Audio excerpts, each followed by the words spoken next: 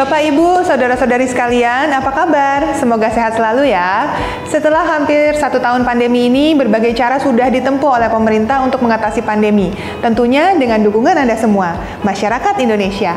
Tahun 2021 juga diharapkan agar proses vaksinasi COVID-19 untuk masyarakat Indonesia akan dimulai.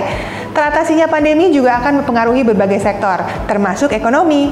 Nah, saya akan berbicara lebih lanjut lagi dengan Ketua Satgas Pemulihan Ekonomi Nasional atau PEN, Bapak Budi Gunadi Sadikin. Salam sehat, Pak. Apa kabar?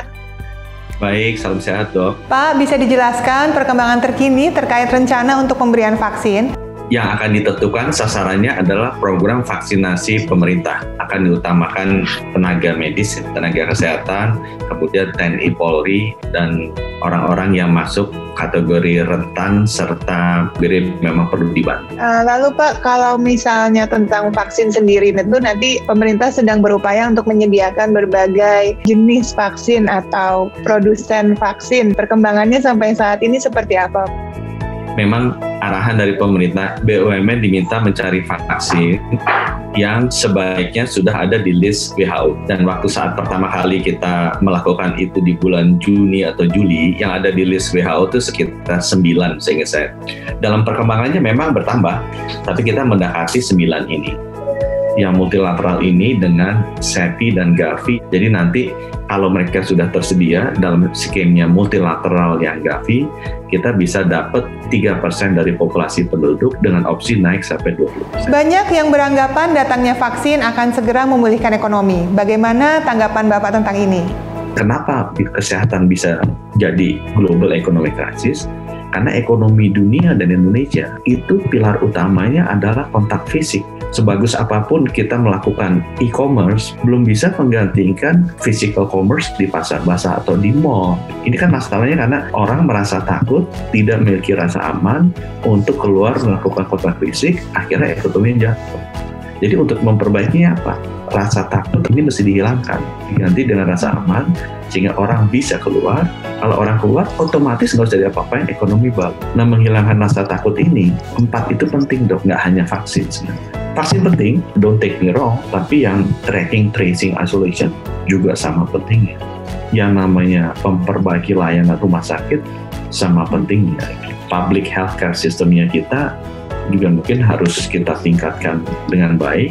Pak, beberapa waktu yang lalu kan Bapak pernah melakukan isolasi mandiri juga nih setelah ada karyawan di tempat Bapak yang bekerja ternyata positif COVID-19. Apa nih yang dapat Bapak sampaikan agar masyarakat tidak longgar? Jadi nomor 1, memang harus tetap hati-hati. Saya pegang BUMN banyak, sudah lebih dari 10 direksi dan komisaris saya yang wafat karena COVID.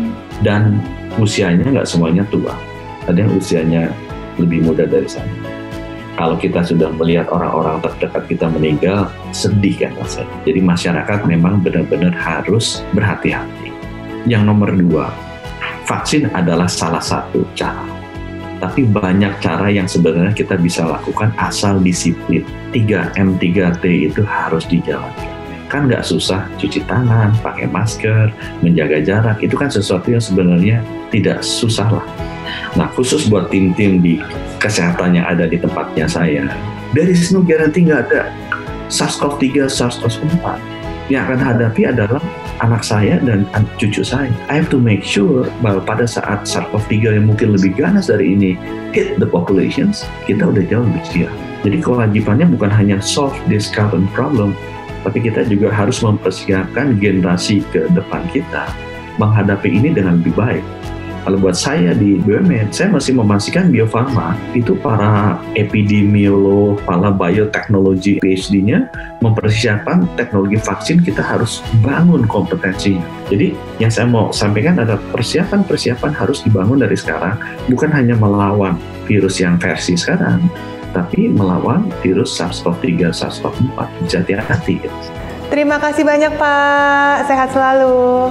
Realisasi target pemberian vaksin untuk masyarakat Indonesia semoga saja dapat terpenuhi, tentunya dengan dukungan Anda semua.